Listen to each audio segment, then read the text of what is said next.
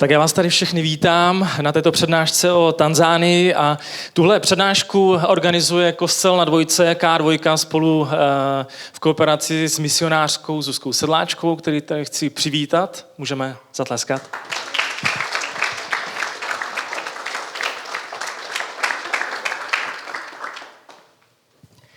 A jenom vám chci říct, co je K2, tak Kostel na Dvojce je vlastně církev, která se snaží dělat setkání křesťanská srozumitelně, soudobě a otevřeně. A děláme tato křesťanská setkání tady na Sojčáku, v Panné Lužnicí a také v Sezimáku.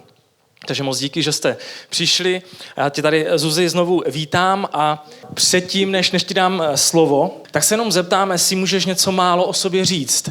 Já tě vlastně taky neznám, takže jsem rád, že tě poznávám, tak něco málo o sobě. Dobré odpoledne nebo spíš podvečer. Moje jméno je Zuzka Sedláčková, přijela jsem z Polabí, ale žiju 3,25 roku v Tanzánii a pracuji tam dlouhodobě, zase se tam budu vracet. Původní profesí dělala jsem hodně věcí, od hudebnice přes učitelku, výchovnou poradkyni, překladatelku jazyku a tak. A teď pracuji s masejskými ženami a dětmi.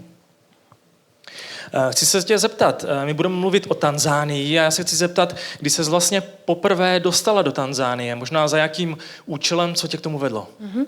Poprvé jsem jela do Afriky v roce 2019, takže v listopadu letos to bude 6 let. A jela jsem tam na pozvání misijní organizace, která se jmenuje Nehemie a chtěla jsem se podívat do Etiopie a do Tanzánie na několik projektů, které pracují s dětmi, s ženami, které pomáhají nějakému komunitnímu rozvoji tam v těch 2 zemích. A co mě k tomu vedlo? Tak vedlo mě k tomu zájem o Afriku a věděla jsem už v té době, že bych ráda pracovala někde dlouhodobě. Myslela jsem buď to, že půjdu s Lékaři bez hranic jako psycholog, anebo že půjdu právě jako misionářka, učitelka. Uvidíme, co z toho všeho vzejde.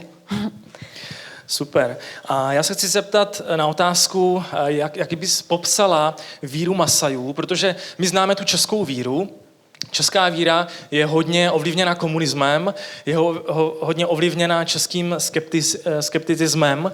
To znamená, že my víme, co se dřív rukou církve dělo. Máme špatné zkušenosti, máme pocit, že jsou to ty velmi chladné, nic neříkající kostely a proto Češi skeptici málo věří. Jsme nejateističtější zemí světa a máme k tomu tady tyto zkušenosti, které tvoří takovou hradbu, abychom vstoupili do církve. Takže jaká je víra Masajů? Tak to bude těžké říct krátce, ale já to tak nakousnu aspoň. Masajové žijí hodně takovým způsobem života spojeným s přírodou. Tam, jak jsme viděli ta divoká zvířata, tak kousek od Národního parku Tarangire žiju, takže tam žijí i ty Masajové. To znamená, žádné velké město tam není. A oni od pradávna věří tomu, že je jeden Pán Bůh, že je někdo, kdo celý svět stvořil a řídí. Zároveň mají v rámci toho svého pojetí víry hodně takových zvláštností, jako třeba je tam mnohoženství, to znamená věří tomu, že čím víc má muž manželek, tím má větší hodnotu jako člověk. Jo? Nebo čím víc má rodina krav, tak tím je bohatší ta rodina. Ale není tam 10, ale mají takové povědomí třeba o tom, že zabít druhého člověka je špatně. Ale nerozumí jakoby křesťanství stejně jako Evropané. Nemají tu historii křesťanskou. Tak se moc těšíme, co nám řekneš a dám ti teda slovo. Děkuju. Tak já vás ještě jednou vítám. Já jsem moc ráda tady v Sezimově Ústí u vás a než uvidíme nějaké fotky, tak bych vám ráda řekla o Masajích víc. Určitě bude šance se i zeptat, takže já budu vyprávět, pak uvidíme fotky a když budete mít nějaké otázky, bude na to prostor také. Masajové žijí ve východní Africe. Už je to pod rovníkem, můžete je najít v Keni nebo v Tanzánii a je to přibližně od nás 6500 kilometrů daleko. Tanzánie už na jižní polokouli, to znamená, jsou tam jen kratší období než u nás a taky se tam jindy stmívá nebo rozednívá. To je takový trochu jiný život než v Česku. A Tanzánie patří mezi hodně velké africké země. Já nejsem žádný odborník ani za ty roky, co tam žiju na Tanzánii, protože já mám procestovanou a dobře znám severní Tanzánii, ale Tanzánie je tak velká, jako když si představíte Česko, k tomu přilepíte celé Polsko a k tomu ještě přilepíte celou Francii a pořád to je Tanzánie. To znamená obrovská země, ve které žije 67 milionů přibližně obyvatel a těch 67 milionů obyvatel je tvořeno 120 různými kmeny. A ty kmeny jsou si velmi nepodobné, protože není to jako, že si představíte, že v České republice máme třeba Čechy a pak máme Slezany a tak, ale ty kmeny v Tanzánii mají každý kmen svoji vlastní takovou jednotu nebo prostě svoji vlastní řeč, své vlastní tradice, zvyky. Takže já bych chtěla dneska vyprávět o Masajích, protože mezi nimi žiji, mezi nimi pracuji, můžu poznávat ten jejich život víc zblízka. Je to hodně zajímavý kmen. Jsou takový polokočovní, což znamená, že vždycky jejich život byl spojený s pasením krav a ovcí a koz. A podle toho, když bylo na nějakém části Tanzánie období dešťů, tak podle toho tam zůstávali s těmi stády. To znamená, oni migrovali, stěhovali se podle toho, kde byla potrava pro ta zvířata. Ale už to tak není úplně do současné doby. V současné době hlavně ženy a děti nebo babičky, dědové, tak žijí v nějaké klanové vesnici, to pak uvidíme taky, a muži nebo mladíci tak jsou v té stepě a pasou ta stáda. Tak, jak už jsem říkala, Masajové mají některé zvláštní zvyklosti, které pro nás jako pro Evropany jsou netypické nebo zarážející a oni velkou jejich hodnotou je rodina. To není zarážející, ale tu rodinu chápou jiným způsobem, než je chápeme my. A myslím, že většina z nás jako rodinu chápe rodiče a děti, případně prarodiče, rodiče a děti.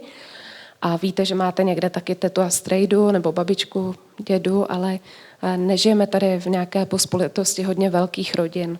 Zatímco v Tanzánii mezi Masaji, tak tam, kde já se pohybuju, tak tam je běžná rodina vypadá tak, že jeden manžel má 4 až 8 manželek a s těmi má děti.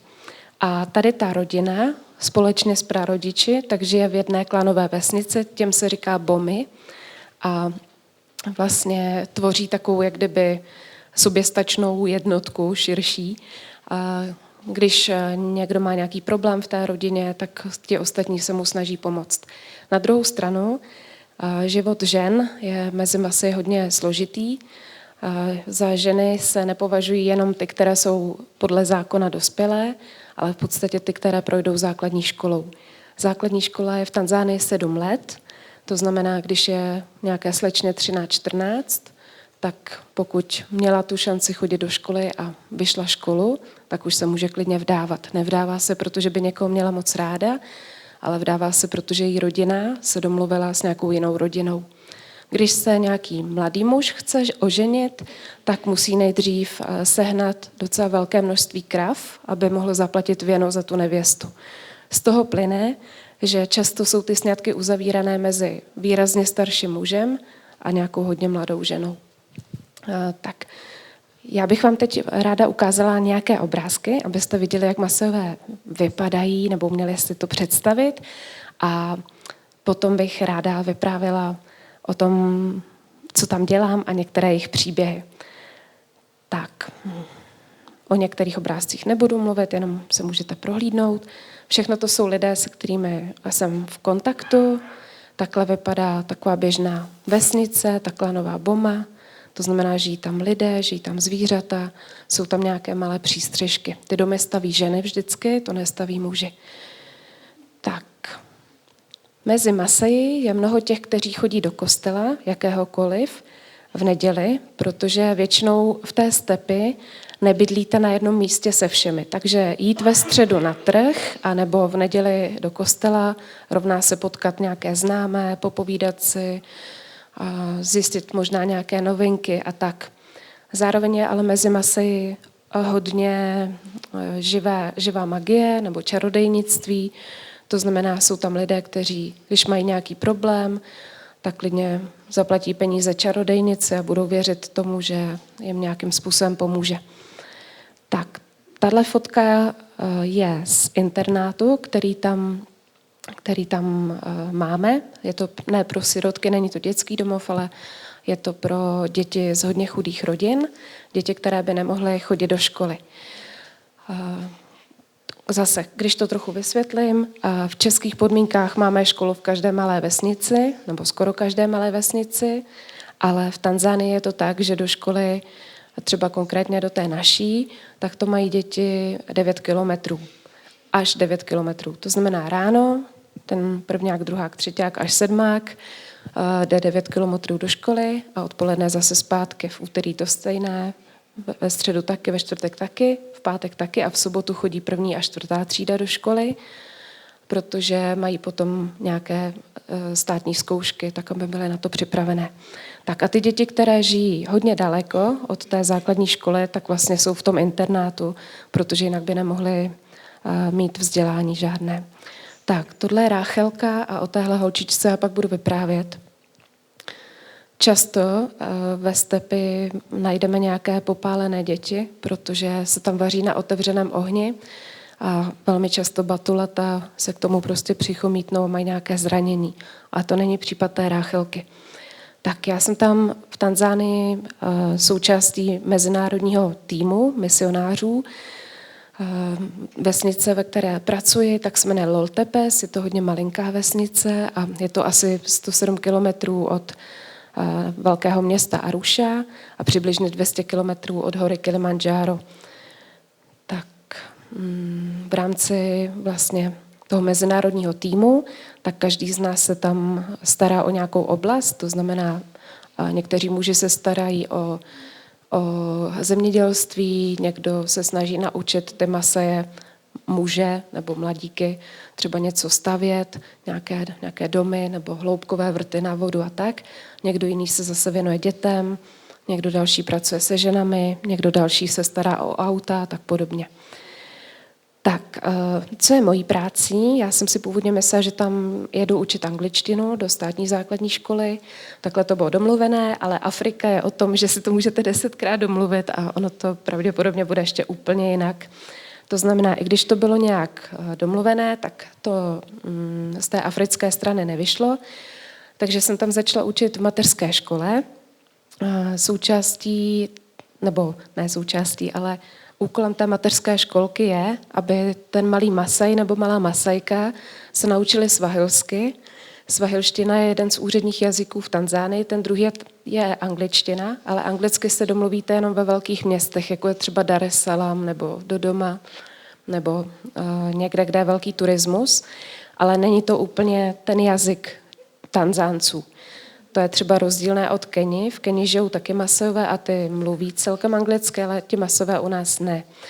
A druhý státní jazyk nebo úřední jazyk v Tanzánii je svahilština, který mluví hodně Tanzánců, ale ne Masajové. Masajové doma mluví jazykem, který se jmenuje Maa. Já budu říkat masajština, protože to je takové lépe jako srozumitelné.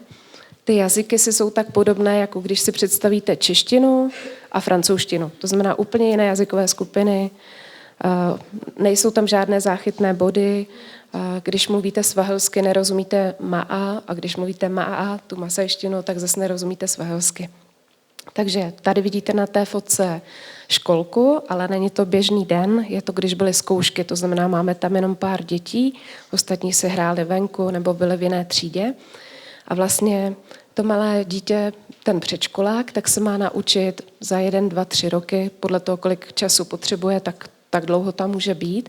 Má se naučit svahilsky základy, aby rozuměl nebo rozuměla v první třídě paní učitelce nebo panu učiteli a pak se má naučit číst, psát a počítat. To znamená, je to vlastně obsah naší české první třídy, co to dítě musí zvládnout.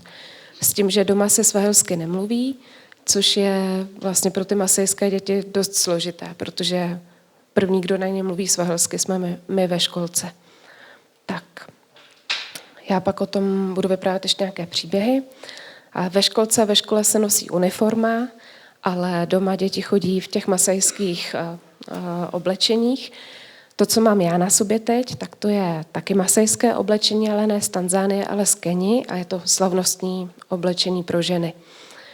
Tak, tady ten pán je na tom obrázku vyfocen proto, že díky štědrosti českých dárců můžeme čas od času nakoupit víc ovoce a rozdávat v těch klanových vesnicích anebo krabice s mlékem. Tohle je vlastně ten náš aktuální mezinárodní tým. Náš vedoucí je ten člověk tady s tou kšiltovkou a ten je ze Švýcarska, pak někdo je z Tanzánie, někdo je z Číny, někdo je z Německa, někdo je z Česka. Z Česka jsem tam teda já sama. Tak, tady vidíte, že v té stepi jsou období, kdy zaprší a všechno se zelená, ale pak jsou období, kdy je to hodně suché. Většina Masajek, se kterými jsem v kontaktu, tak neměli možnost chodit do školy. A to nejsou nějaké babičky, ale to jsou i třeba lidi, kterým je 30 let. A prostě buď to měli daleko, nebo tam nebyla škola, takže mnoho z nich neumí číst. A způsob, jak jim můžete i pomoct, je, že třeba je můžete doprovodit k lékaři nebo pomoct jim v tom, co je pro ně těžké. A tady ta paní, to je Češka, tak to je Markéta z CBčka z Mladé Boleslavi, dětská doktorka, která nás jednou za rok navštíví a chodíme právě spolu do těch vesnic a vyprávíme, nebo takhle přinášíme nějakou pomoc a vyprávíme třeba nějaké příběhy. Tak teď mám pro vás otázku, a vás moc nevidím přes to světlo, ale co myslíte? Kolik je let tady těm dvojčatům, které jsou na obrázku? Tak můžete tipnout nějaká čísla? 4, prosím, klidně říkejte. Aha, 4, 3, 5, 2, tak je jim 6,5 let. A jim 6,5 let a trpí obrovskou podvýživou, což je velký problém dětí, a nejenom dětí, ale i dospělých lidí v té naší oblasti. Žijou v oblasti, která je hodně chudá, která je hodně závislá na tom, jestli zaprší, jestli bude úroda, nebo jestli nebude žádné jídlo. Když není déšť, tak nerostou rostliny, to znamená umírají zvířata, nebo ta zvířata, která přežijou, nemůžou mít mléko, nedá se dojit mléko a tím pádem není jídlo pro děti, ani pro ty maminky, ani pro ty tatínky. A my se snažíme jako křesťané distribuovat pomoc potravinovou taky do těch nejchudších míst. A tady to je fotka z mateřské školky. Letos tady ta dvojčata, kterým je tedy 6,5, tak přišla a už můžou vlastně být taky v tom programu, kde dostanou aspoň horký čaj oslazený, jednou týdně nějaký chleba a každý den oběd. Tak někdy jdete stepí a ještě neprší, tak jdete normálně s botama, s nějakými sandály, ale ujdete 1,2 kilometru a už je tam jenom taková jílovitá půda, takže potom už jdete jen tak jak chodí Masajové, jo? Tak tady jsou zase nějaké další ženy. Za námi na tom obrázku tak vidíte část toho areálu internátu. Vlastně snažíme se z českých, německých a švýcarských zdrojů finančních stavět třeba budovy pro ty děti nebo pro tu vesnici a tak. Tohle je naopak fotka, kde jsem na návštěvě prostě v té stepi u jedné rodiny. Je to tedy shodou okolností maminka těch dvojčat a ten kluk v té školní uniformě, v zeleném svetru, co stojí vedle mě, tak to je jejich nejstarší brácha, tomu je 15. Takže vidíte, že to, když lidé nemají jídlo, tak se to hodně podepisuje na jejich životech. A protože mám ráda Pána Ježíše, jsem křesťanka, tak já chci říct, že jsem vděčná Bohu, že minulý rok neumřel nikdo v té naší širší oblasti hladem, ale předminulý rok, jako 2023 a 2022, tak vždycky jsme se dozvěděli o někom, ke komu se ta pomoc vlastně nedostala a umřeli ty lidi hladem. A já vím, že v Česku máme mnoho starostí s různými věcmi a na druhou stranu, když pak jste někde, kde víte, že lidé dlouhodobě nemají co jíst, a to není jako co si vybrat k jídlu, ale vůbec co jíst, tak vám to změní určitým způsobem úhel pohledu na to, co máte tady v Česku. Nejsem zdravotní sestra, ale mám nějakou docela velkou zkušenost s poskytováním první pomoci a A vlastně je to něco, co i tak přirozeně dělám v té stepy, protože když navštěvuju ty rodiny, tak právě často ošetřuju nějaké popáleniny nebo modlím se za lidi, kteří potřebují pomoc od Pána Boha a kteří potřebují uzdravení a pokud máme nějaké prostředky k první pomoci, tak jim se snažíme pomoct. Takže celkem často už i ty maminky nebo tátové přináší ty děti, když ví, že přijdou, tak prostě je přinesou. Tak někdy máte pocit, že půjdete v zahraničí učit angličtinu a pak tam děláte něco jiného a na druhou stranu jsem ráda, že můžu být v těch rodinách. To je právě třeba jedno z těch batolátek, které se popálilo ne teda od ohně, ale od horkou kaši. Tak, tohle jsou děti ze školky. Můžu taky navštěvovat maminky, když se jim narodí dítě. Porody jsou mezi Masajkami nejčastější příčinou úmrtí, protože většina těch žen, přestože to není legální, tak jsou obřezané, což znamená, že potom mají velké komplikace při porodech. A je to zázrak, když prostě se narodí miminko a přežije, a když zároveň přežije ta maminka. A smrt je v Africe mnohem blíž než v Česku. A tady je to dítě, které předtím tam mělo to popálenou ručičku, tak tady už je skoro zahojená. Tak, potom se snažím vlastně navštěvovat ta místa, kde ti lidé žijí, to znamená nebýt s těmi rodinami v kontaktu jenom přes školku, ale trávit s nimi nějaký čas. A jak jsem říkala, tak vlastně k tomu potřebuju jazyk, že? Nebo to dá rozum, že potřebujete tu masejštinu. Tak já jsem nejdřív myslela, že se naučím oba ty jazyky, jakoby, že se budu učit oba dva najednou, ale to jsem si pak říkala, že to bych asi nezvládla a zároveň u toho pracovat. Takže vlastně na začátku jsem se učila svahilštinu intenzivně, což už umím hodně dobře a teď jsem začala minulý rok se učit masejštinu. Ráda bych jela, byla jsem na jazykovém kurzu toho jazyka Maa na základech na 5 týdnů v Keni. Pak uvidíme nějaké fotky ještě z toho a ráda bych tam, pokud na to vyberu finance, tak jela letos znova na 7 týdnů, jakoby dodělat si ten základní kurz. Tohle je 1. a 2. třída. Každé úterý máme biblický program. Tam vepředu stojí paní učitelka, taková ta starší paní učitelka z 1. třídy, vedle pan učitel z 2. třídy. Těch dětí dohromady tam je 260, asi 2 nebo 3. A ta slečna nebo mladá žena v tom bílém, tak ta pro mě tlumočí do Maa, aby děti dobře rozuměly. I když tam máte 260 něco dětí, tak se snažím ty příběhy dělat interaktivně. To znamená, vyprávím něco z Bible, nejdřív se teda zpívá, to si jako děti vedou sami, pak vyprávím něco z Bible a potom vlastně děti chodí dopředu, řadí velké obrázky, snaží se vyprávět ten příběh a to velké množství dětí, které jenom sedí, tak jsou do toho taky nějak zapojené, že jsou k tomu nějaké otázky. No a když se třeba učíme o tom, že král David v žalmu řekl: Hospodine, víš o mě, ať sedím nebo vstanu, a když jdu, anebo když uléhám k spánku, tak to vypadá na bohoslužbě třeba takhle. Takže to není, že by to bylo tak nudné a dlouhé, že už by usnuli, ale moc si to baví.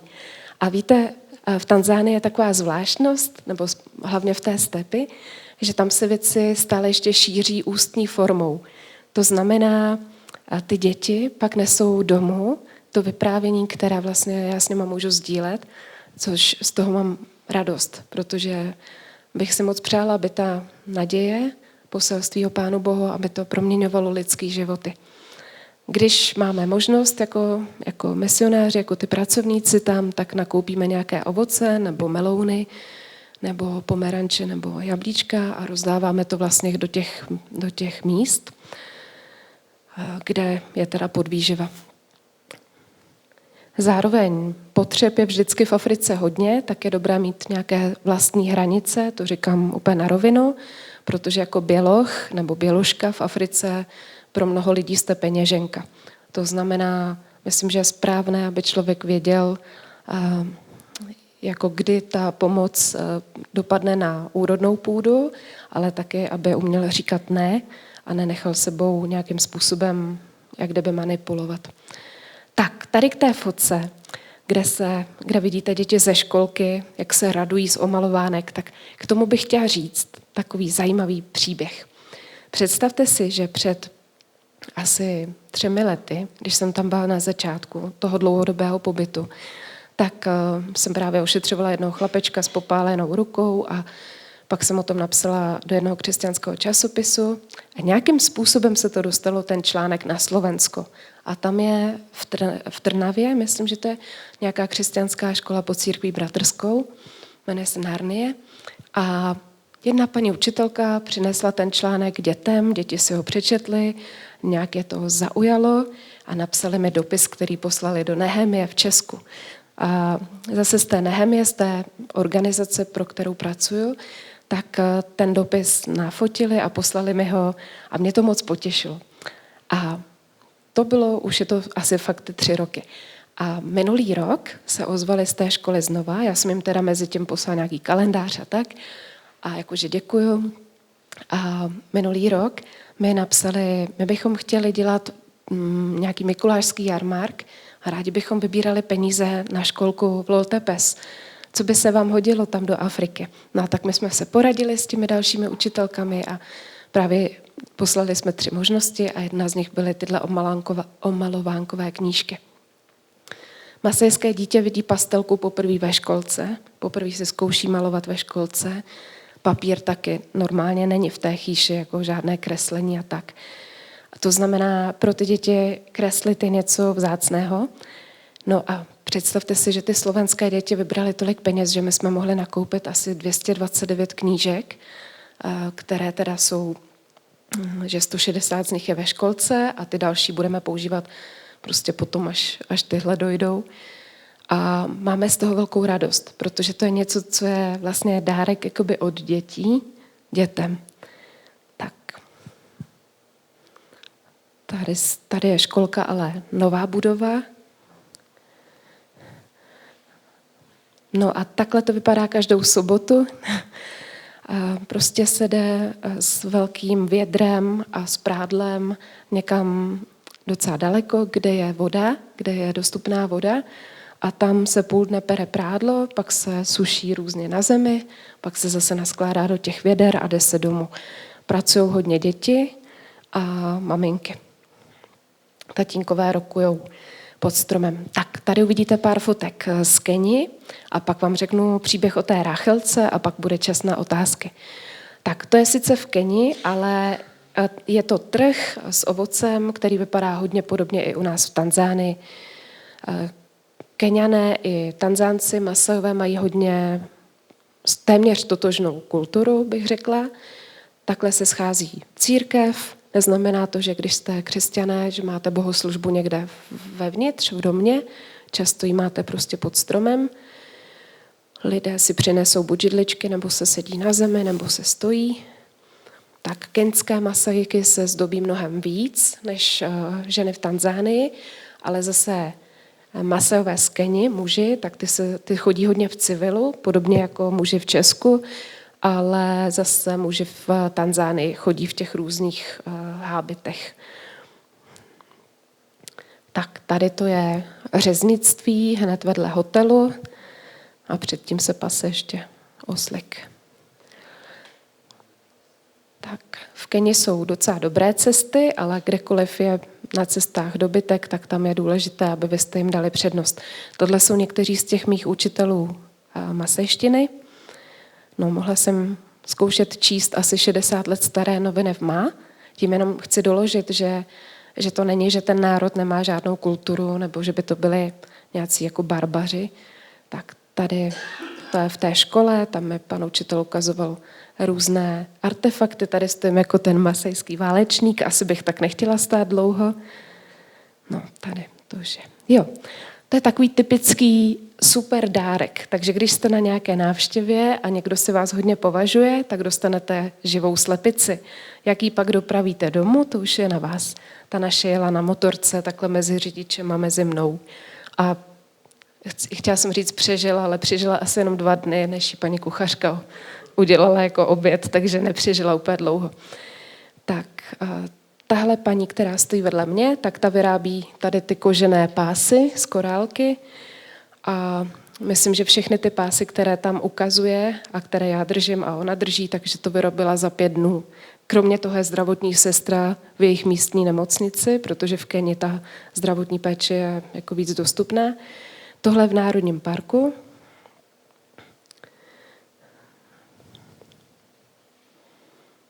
Tak.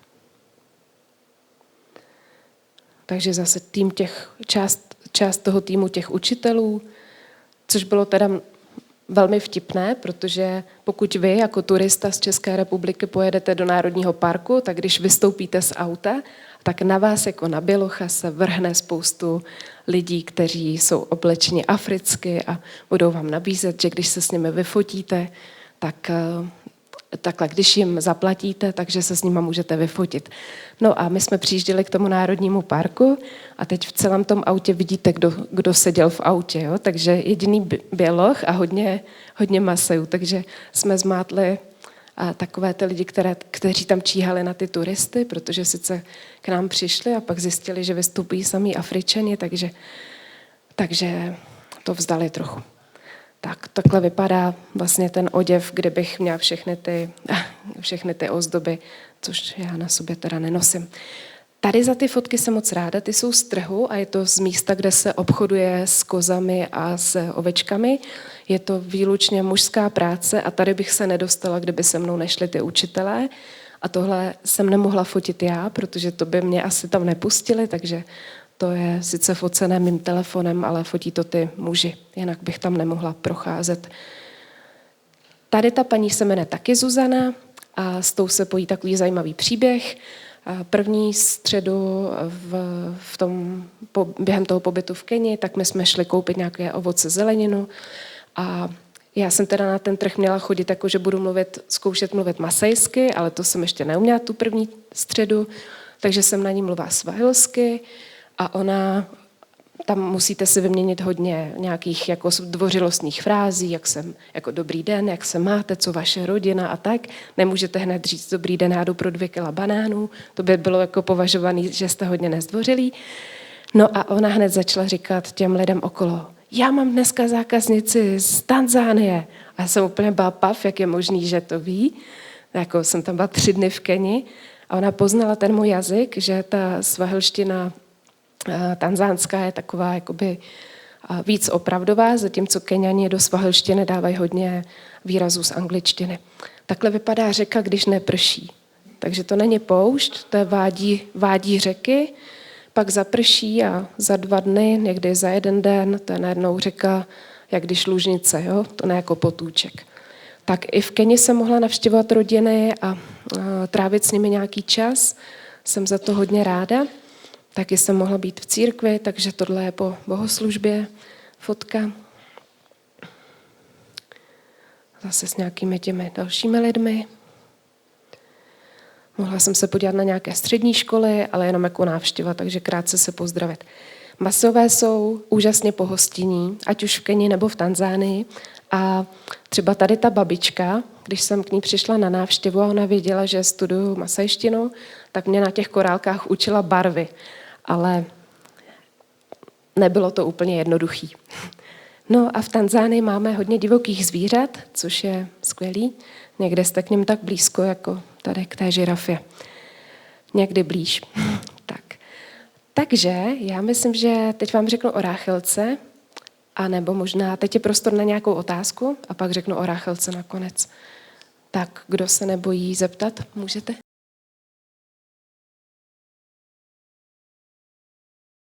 Jo, hroši u nás nejsou, za což jsme vděční.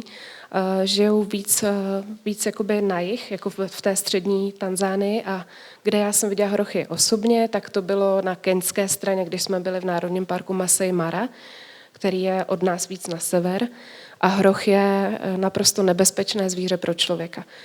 U nás teda útoky při praní prádla nehrozí, protože hroši tam nejsou v té naší oblasti.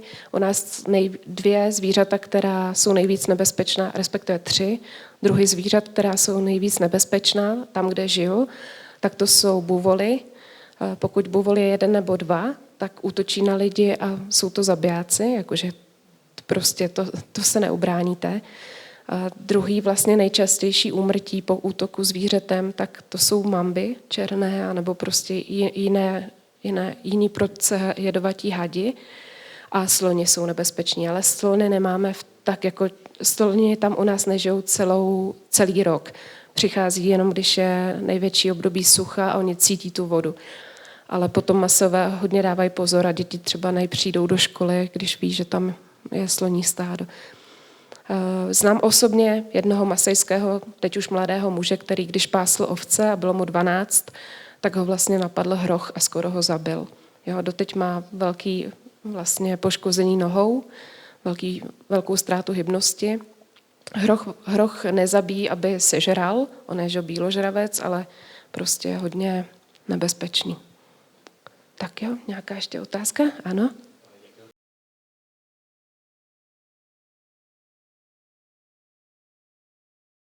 Jo, Tanzánie je relativně bezpečná země v tom regionu těch východoafrických zemí.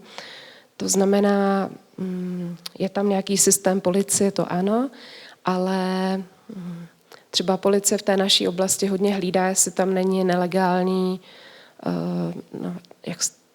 teď mi to nenapadá v češtině, hunting camp. Jo, a děkuji vám.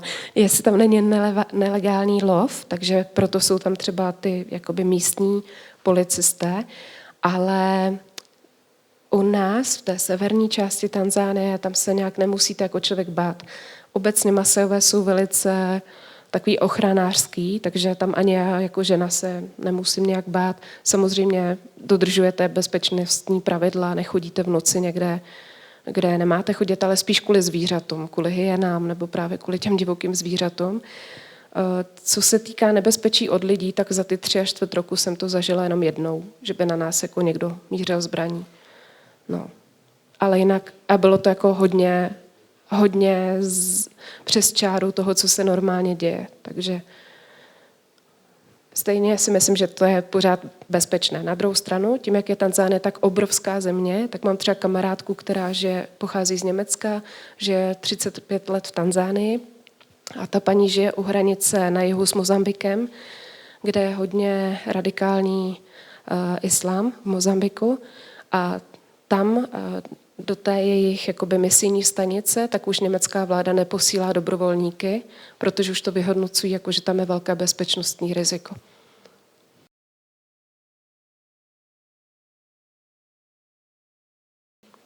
Je tam hodně svobodných mužů, protože, to je dobrá otázka. Hodně svobodných mužů tam je kvůli tomu, že vlastně oni nemají jakoby naspořeno na to, aby mohli zaplatit to věno za tu nevěstu. A zároveň mezi Masaji v některých těch rodinách není úplně braná věrnost tak, jak ji rozumíme my. Že jeden manžel bude věrný těm svým manželkám, když to řeknu takhle, anebo že ta manželka bude věrná tomu manželovi. Takže mnoho těch svobodných mužů, pokud prostě žijou tak nějak jako volně, tak spí tam s kým chtějí. Jo, přestože nejsou vlastně sezdaný. A pak hodně těch mužů je vlastně ve stepi a není v těch rodinách, protože oni pasou ta stáda. No.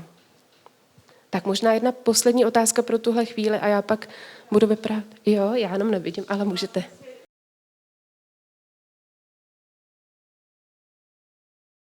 Je to hlavně z hygienických důvodů, protože my tam nemáme vodu, nebo nebyla tam dlouho voda, takže a je tam hodně velké teplo, nebo většinu roku. To znamená, že oni si opravdu holí vlasy a zároveň říkají, že by jim ani nenarostly třeba tak dlouhé vlasy, jako rostou mě. S vodou řeknu jenom takový vtip, který se mi stal. Já jsem přiletěla před 4 týdny do Česka a přiletěla jsem večer do Prahy, pak jsem dojela do Lysé nad Labem, tam jsem spala a ráno jdu tak ještě rozespala do koupelny a tak si jako otevřu kohoutek a říkám si, dneska teče voda. No, víte co? A pak jsem si říkala, aha, a tady poteče vždycky voda, jsem tady. Tak to je takový úsměvný, ale ukazuje to i na to, že tam ta voda opravdu není normální, samozřejmě. Jo. Jo, oni většinou jdou tam k tomu místu, kde je hloubkový vrt a tam je čistá voda. To je i voda, která se pak používá na pití, je to jako hodně dobrá voda. To piju taky, to není nějak jako špinavá voda. Ty ženy po deštích, když sbírají dešťovou vodu, tak perou v té vesničce v té dešťové vodě. Jo.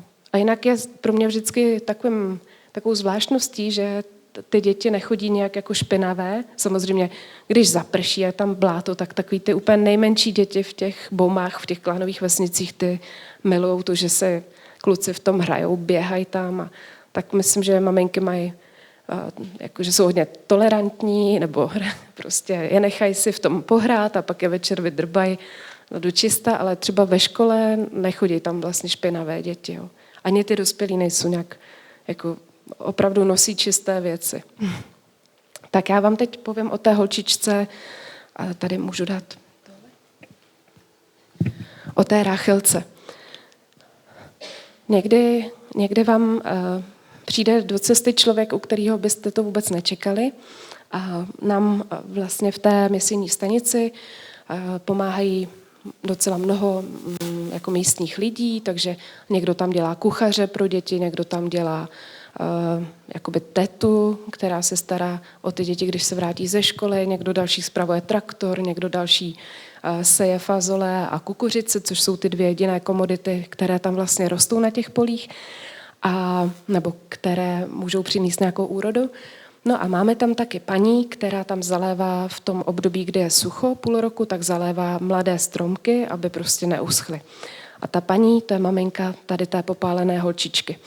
A tahle paní mluví jenom masajsky, je to její jazyk, tak že žije celý život tam, tak prostě nechodí do školy, nemluví jiným jazykem, ale jednou za mnou přišla do školky a říkala mi, nějak jsem pochopila, že mi říká, že jedno z jejich dětí má, a ona říkala, jakoby, že stejný úraz jako nějaký chlapeček, co měl popálenou ruku, ale že to má tady. Jo?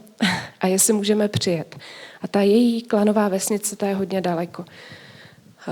Takže jsem se musela domluvit, jestli bude k dispozici auto, jestli mě tam někdo odveze, protože se to nedá stihnout, jakože učit ve školce a pak ještě odpoledne tam dojít a ještě se vrátit před setměním zpátky. No a když jsme tam jeli s tím jedním dobrovolníkem z Německa, který taky má nějaké vzdělání k první pomoci, tak jsme se i v tom autě modlili, aby nám Bůh dal takovou moudrost, jestli máme, až to dítě nějaké uvidíme, jestli máme ošetřovat tam, v té chýši, nebo jestli ji máme vzít buď k nám, anebo jestli ji máme odvést do nemocnice. Nemocnice, takhle jak to říkám, tak to tím označují masojové místo, které my bychom nazvali možná jako ambulance lékaře. A to máme od nás 25 kilometrů, což se tou stepí jede 40 minut, když není hodně špatné počasí. Jinak nemocnice jako taková, jakou si představíme my, tak ta je 107 kilometrů a to je vlastně ve městě, kam se jede docela dlouhou dobu. A když jsme teda přišli do té vesnice, tak tam byly jenom ženy, takže ty ženy říkaly, to je dobře, že jedete, a tak se podívejte. Tak jsme vešli do té chýše, viděli jsme takhle těžce popálenou holčičku, která teda měla popáleniny v podstatě odtud, celý bříško na noze, na druhé noze taky a byla v hodně kritickém stavu. A evropské myšlení vám řekne, potřebuje do nemocnice, ale ta nemocnice je daleko a není to úplně tak snadný, jako si to představíme tady, že jo. No, takže jsme řekli, že musíme holčičku odvízt, ale že pojedeme zpátky pro matraci, aby jsme měli jak naložit, protože takhle zraněné dítě nemůže prostě si normálně sednout do auta, ono jí všechno že ho bolelo. Vrátili jsme se zpátky hodně rychle tím autem a najednou se atmosféra v té klanové vesnici úplně změnila. Všechny ty ženy, které předtím říkali, to je dobře, že jste tady, najednou obrovský strach a říkali, nesmíte odvízt holčičku, to nejde, prostě ona musí zůstat tady a my to nechceme. A teď se jim snažíte přes tlumočníka ještě jako vysvětlit, že opravdu to dítě tam nemůže zůstat. A proč? A najednou zjistíte, že oni nechtějí, protože se bojí, že tam není tatínek, který ten den, protože byla středa, tak byl na trhu, v jiné vesnici a že když tatínek to prostě nedovolil, tak se s holčičkou nebude nic dělat. A teď taková vsuvka, abyste tomu líp rozuměli, ta holčička a ta maminka ta maminka je první manželka toho manžela, on má 2 ženy a tady ta žena je nemilovaná, má status jako zapuzený manželky. To znamená něco, jak kdyby rozvedená žena, ale ne úplně rozvedená, ale prostě ten, kdo je nemilovaný. Často, pokud by se to stalo vám, pokud váš manžel by řekl, už vás nemá rád, tak ale ani se nebude starat o vaše děti. Takže v podstatě všechny ty ženy říkaly, nesmíte s tou holčičkou nic dělat, protože ten tatínek jako to nedovolil. Takže jsme zase jako přemýšleli, co dělat. Věděli jsme, že musíme sehnat toho tatínka, že to dítě tam nenecháte v tomhle stavu. A já budu úplně upřímná, já jsem se úplně nemodlila pokorně, protože mě to hrozně zlobilo. Jsem si říkala, to dítě tady umírá a prostě ten člověk šel si dát maso a popovídat jako s jinýma lidma a tak. Takže jsem nebyla úplně moc jako vevnitř v klidu. A jeli jsme na ten trh, jenže Masaj, dospělý muž, přestože my jako hosté jsme vážení hosté, tak ale když on nechce něco udělat, tak vy jako žena, jakákoliv žena, jedno jestli Masajka nebo nemasajka, tak nemáte žádnou váhu, žádný slovo. Jo? A to je úplně jedno, jestli prostě jste vzdělaná, jestli podporujete jeho rodinu, nepodporujete, to vlastně nezajímá toho člověka.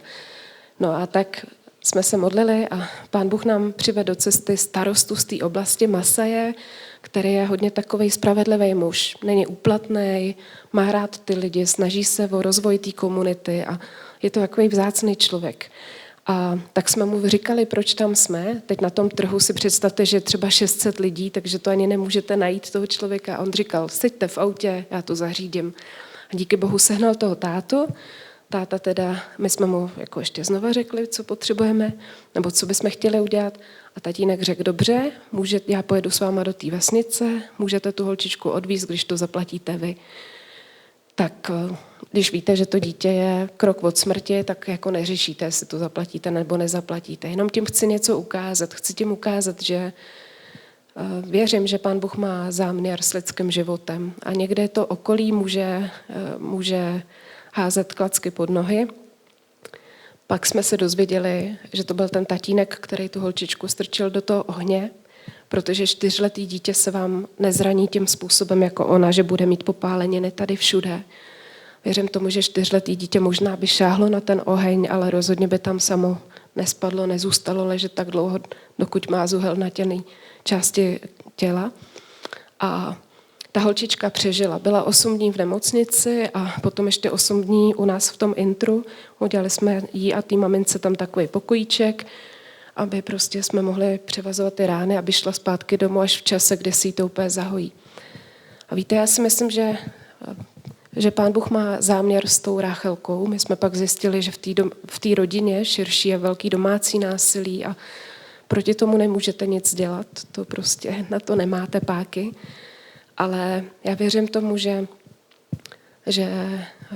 Bůh má tu holčičku rád a vím, že jsem ráda, že jsem tam v takových situacích,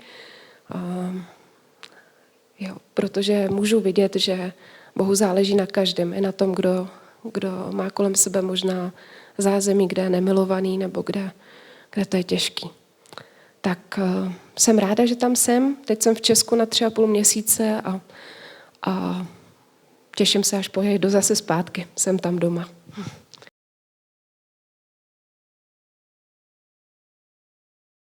No to je dobrá otázka, jo? Protože když mi psali lidi, teď, než jsem letěla sem, jako hurá, tak přijedeš domů, tak ono, když tam žijete, tak už jste doma tam.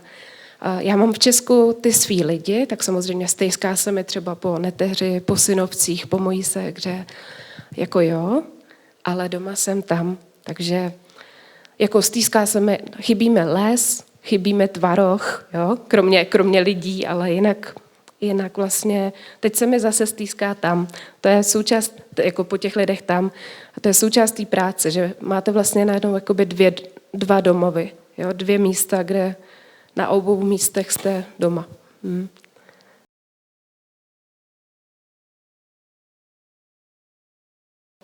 Jo, Masejové nejsou lovci a ani nikdy nebyli. Oni vždycky byli pastevci. Takže oni jedli právě kozlečí maso nebo skopové. Kráva tam je jako platidlo. Kráva se jí jenom, když je nějaká velká slavnost, což největší slavnost je svatba a pohřeb. Takže když jako jsou tady ty 2 události, tak se třeba zabije kráva. Ale jinak, když někdo slaví třeba narození prvního dítěte, je to bohatá rodina, tak dělá takovou speciální rýži s skopovým masem. Takže oni moc neloví, nebo takhle, neloví vůbec, ale třeba ti lidé, kteří se starají o pole, tak to vím, že třeba ulovili divokou gazelu a jedli je Masejové. Jo. Ale jakoby přirozeně to nedělají. Taky se říká v Tanzánii, že právě proto to naše prostředí tam, že tam má tolik těch národních parků, protože Masejové nevybíjeli ta zvířata.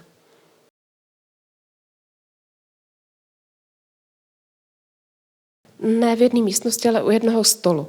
Jo? Obvykle to je tak, že pokud bude nějaká situace, kdy jste pozvaný na jídlo, tak vy jako hosté budete moci jíst spolu třeba muži a ženy u jednoho stolu nebo na zemi, to je jedno, ale jako společně, ale pak budou jíst zvlášť Masejky a zvlášť Masejové.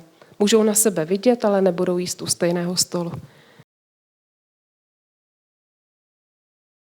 Ty důvody, jako slyšela jsem několik vysvětlení, ale nevím, jestli to je pravda, nebo jestli to je jenom to, co se říká.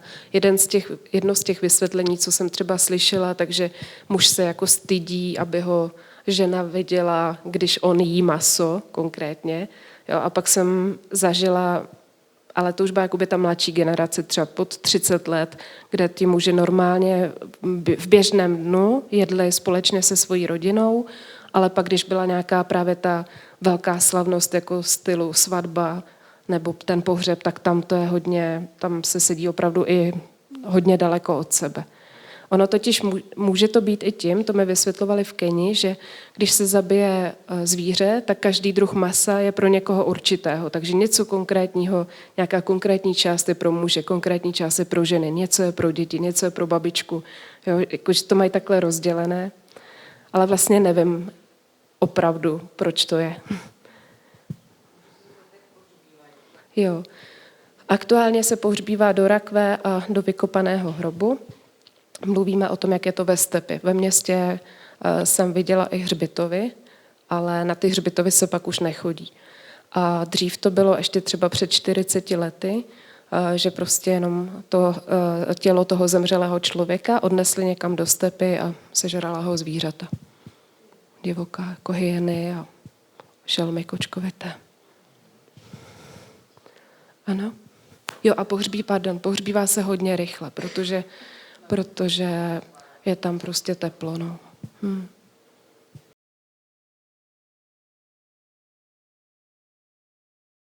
Tak budu mluvit o té severní Tanzánii, o té masejské stepy. Typické jídlo budou fazole, s tím, že fazole s kukuřicí uvařené dohromady. Druhé typické jídlo, které pro nás je pití, ale oni to berou jako jídlo, to je hodně sladký čaj černý s mlékem. A hodně sladký, myslím, že do čtvrt litru hrnku, že dáte 3 polévkové lžíce velké cukru, trochu mlíka. A já když jsem tam byla poprvé, tak mě to jako trošku iritovalo, to na sebe prozradím. A říkala jsem si, to je tak nezdravý, to jim prostě nechci vařit. No ale pak pochopíte, že to je jediná snídaně, kterou ty lidi mají a že ty děti pak třeba jdou těch 5 kilometrů do školy. Takže oni potřebují, to je jak Coca-Cola, že? Nebo něco takového. Potřebují hodně rychlou energii, aby došli tu cestu. A jinak typické sváteční jídlo je rýže, zelí, které se ale upravuje jakože se osmaží, to znamená není čerstvé nebo není syrové, a ty fazole. A když je nějaká hodně bohatá událost nebo jako významná událost, tak je k tomu maso. Jo. A typické ovoce. No, u nás toho moc neroste. U nás rostou akácie, což není ovoce a tak. Takže v té mojí oblasti, kde jsem, tam není ovoce. Jako chodíme nakupovat na trh, dařilo by se tam melounům, kdyby se zavlažovali, a v Aruše, těch 107 kilometrů daleko, tam bych řekla typické ovoce mango a avokádo. Jo, tam jako začínáte na tom, že nemáte jídlo, takže to obohacení jídelníčku je už to, když máte ty fazole s tou kukuřicí. A to vlastně se dlouhodobě, ta misie, která tam pracuje možná 27 let, myslím, tady na tom místě, tak se dlouhodobě snaží jakoby předat tu schopnost obdělávat pole těm Masajům, aby oni sami se začali jakoby o to starat a aby věděli, že vlastně ta půda jim může přinést jídlo.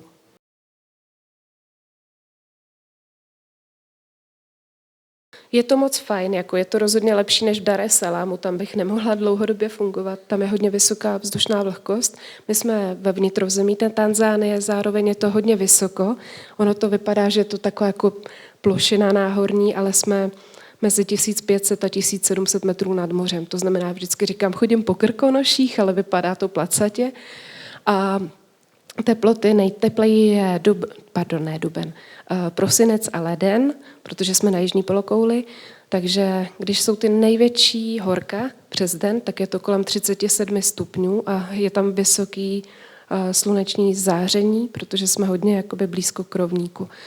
A to se teda moc dobře nesnáší nikomu z nás Evropanů, takže pak lidi mají něco jak siestu, ne, že byste si šli schrupnout, ale děláte něco vevnitř během toho největšího žáru a pak zase pracujete venku, když je líp, ale na noc se ochlazuje. To znamená, v těch nejteplejších měsících v noci je třeba 22 až 24 a jakoby čerstvý vzduch, že tam není prostě vlhko. A nejchladněji pro nás příjemně 18 stupňů nebo 17 přes den je v srpnu a to masové nosí opravdu péřový bundy a kulichy a když jdu po stepi v tričku, tak mi ženy takhle sahají na ruce a říkají, to není možný, ty máš teplý ruce, jak to, že ti není zima, teď mrzne a tak. No, takže se tam žije Čechovi dobře, protože tam je docela příjemná teplota.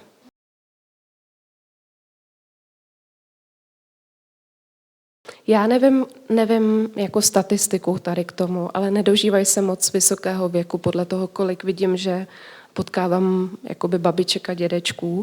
A taky mezi masy, oni nepočítají věk, takže my jsme třeba v rámci toho intru, když jedna naše učitelka měla 50, tak jsme jí prostě chtěli upíct dort, takže oni, že tohle jakoby takovýhle druh pečiva neznají, protože vaří na ohni. Takže jsme přinesli dort, dali jsme na to svíčky, pozvali jsme ty jako lidi, kteří tam pracují v té misi, ty masaje. No a jedna jiná žena, která je malinko starší, takže možná 53, tak říkala, když jakoby ta oslavenkyně sfoukávala ty svíčky, tak ta jiná masika říká, cože, vy budete jako zapalovat chleba? No to je nějaký divný zvyk, jo. Prostě když už je jídlo, tak se přece nepálí.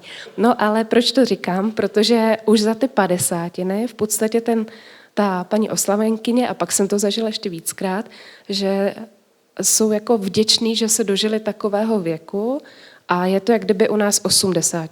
Bych to tak tipla. Takhle ty lidi berou. Taky třeba kvůli tomu, že lékařská péče je tam hodně nedostupná, musíte si všechno zaplatit a většinou se jako nedostanete nikam na žádná prevence tam není.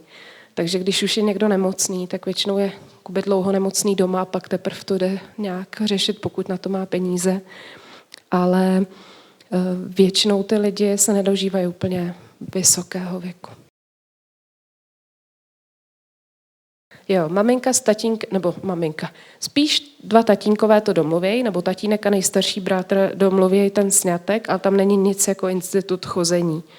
Jo, jako může mluvit Masaj s Masajkou, ale není to úplně obvyklé a právě proto oni rádi jdou na ten trh, nebo i v neděli do toho kostela, že se tam jako aspoň můžou vidět, ale nechodí tam jeden s druhým. A ještě vám řeknu takovou perličku, co se mi stalo.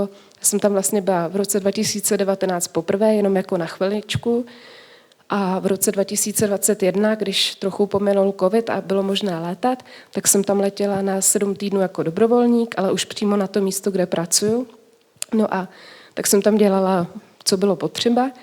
A všichni Masové a Masejky se mnou nějak jako mluvili, aspoň trochu, ale jeden pan prostě vždycky se strašně styděl, koukal takhle na zem a přitom jako ženatej, prostě manželka se mnou komunikovala normálně a on vždycky jako jenom na mě takhle, jako, že se mnou nemluvil.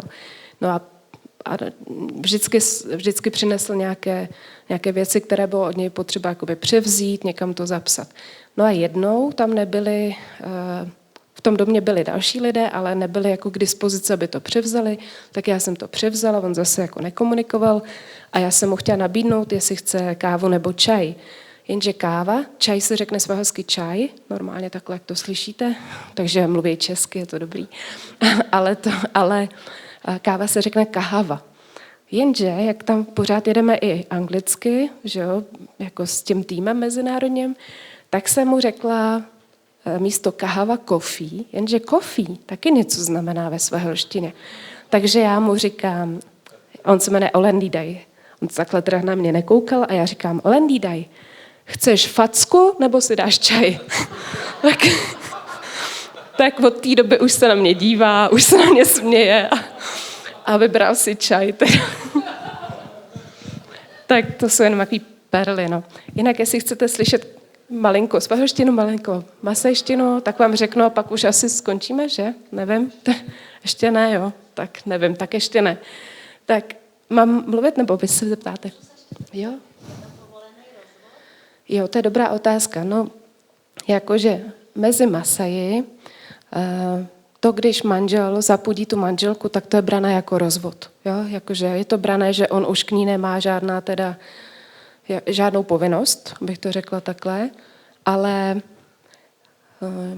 asi 3krát jsem zažila, že žena odešla od manžela, 2krát to bylo kvůli tomu, že tam bylo násilí velký, ale spíš to bylo jako, že se nerozvedli, ale ona se odstěhovala zpátky do té původní vesnice.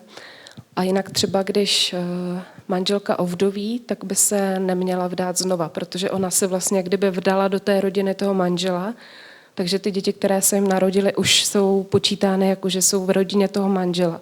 Takže ona teď nemůže zase jako odejít, co by vdova a vdát se do jiné rodiny. A muž, když ovdoví, tak se může oženit znova a když muž tam má hodně jako jinak to nastavený. Tak když vás pozdravím, když vám řeknu třeba dobrý večer, pak vám řeknu, jak se jmenuju a že mám radost, že jsem tady a že učím masejský děti, tak to řeknu svahilsky, pak to řeknu to stejný masejsky.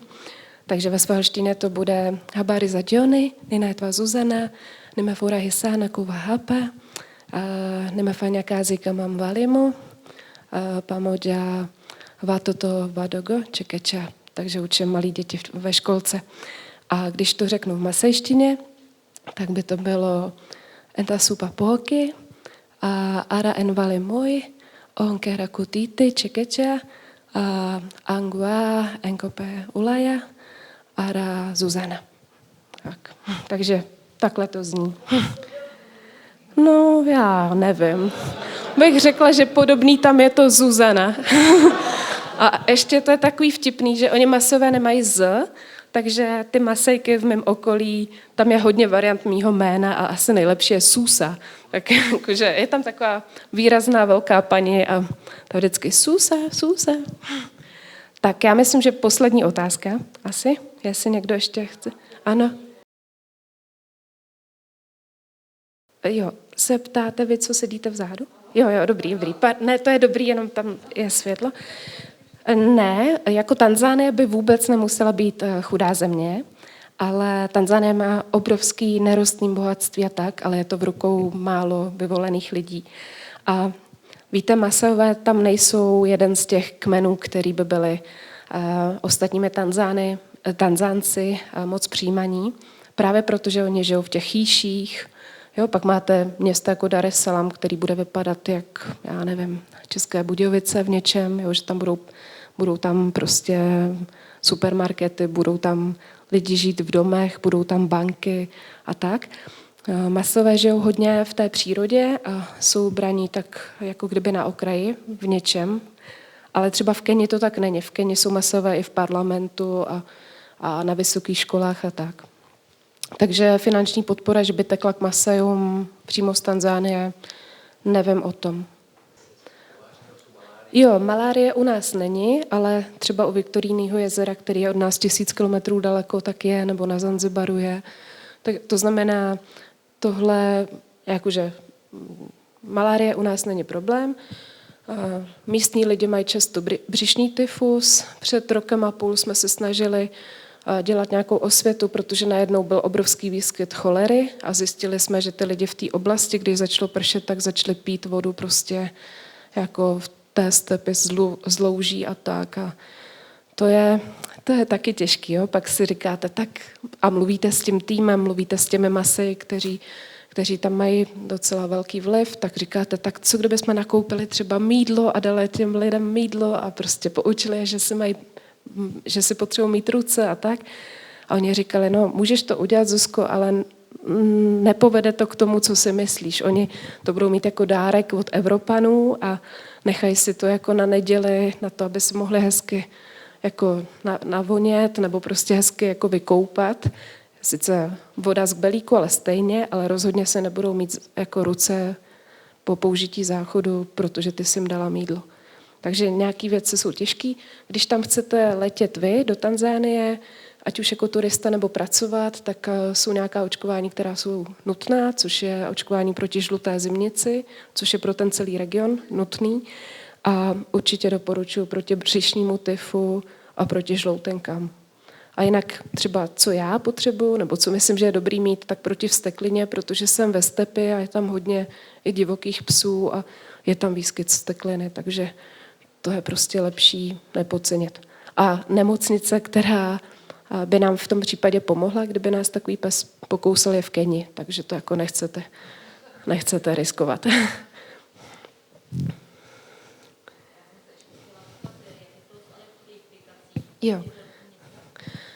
Jo.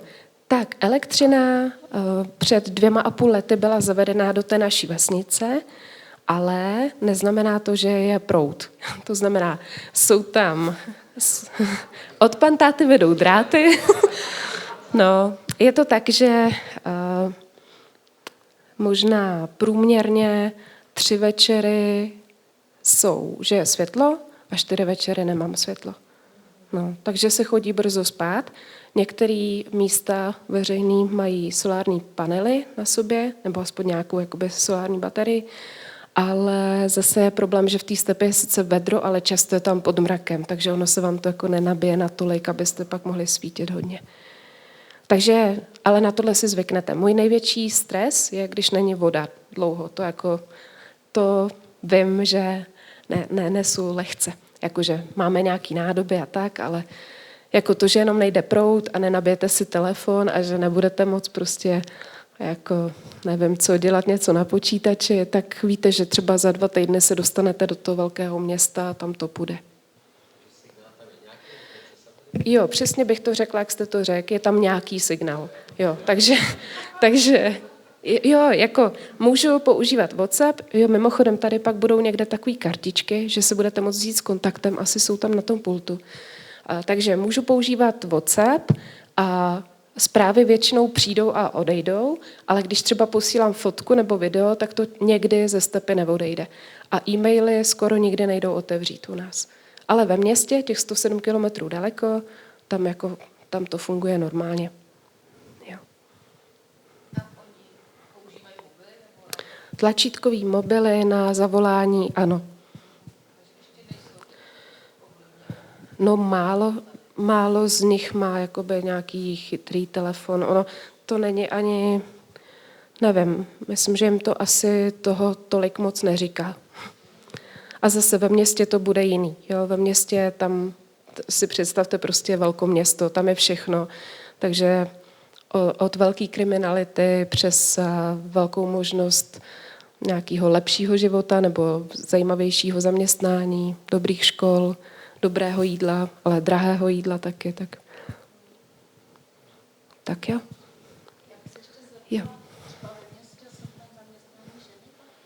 Jo, taky. A i v té vesnici některé z těch žen které měly do začátku asi nějaké finanční prostředky, tak mají třeba hodně malý obchůdek s jídlem, což je takový, jako to je dobrá věc, ale paradox je, že všechny ty malé obchůdky mají úplně ty stejné věci. To znamená, třeba vůbec nevím, jak se můžou jako uživit. Jo? A pak taky se mi stalo, že jsme měli nějakou v únoru návštěvu českou a zrovna se otevřel jako nový obchůdek a ta paní Masejka mě zná, tak jsem jí chtěla podpořit, tak jsem jí řekla dopředu, že tam přijdem na placky a ona jako, že má obchod s restaurací a přišli jsme a neměla žádné jídlo. A tak jako jsem si říkala, tak tenhle biznes nevím, jestli to si jí povede jako nastartovat s takovým přístupem. I když zase, že jo, my Evropáni hlídáme ten čas, oni mají čas. Bohoslužba začíná v 10 hodin, ve 11:45 tam přijdeme my jako misionáři s nějakým zahraničním návštěvníkem mezi prvníma, ve 11:45 přijde kazatel, ve 12 hudební skupina začne hrát a možná tak v 12:30 začne ta bohoslužba. Takže tohle je jakoby africký čas. Jo? Je to jiný. A mám je moc ráda, jsem ráda, že tam můžu žít a dává mi to hodně smysl. Tak to je asi všechno ode mě. Děkuji. A já bych chtěl poděkovat ještě jednou Zuzce, chtěl bych poděkovat vám za to, že jste přišli. Chci poděkovat technickému týmu za to, že to tady chystal a pomohl a ještě bude balit a odvážet. A chci také poděkovat Chejronu, který nám tady v Bejváku umožnil, abychom se sešli. A já bych vám dal taky rád závěrečné požehnání a takovou modlitbu, která se píše v Matoušově evangeliu, tak trošku souvisí a propojuje tu naši zemi s africkým kontinentem. Ježíš říká, blaze těm, kdo hladovějí a žízní po spravedlnosti, neboť oni budou nasyceni. To vám přeji a buďte tedy požehnaní. Amen.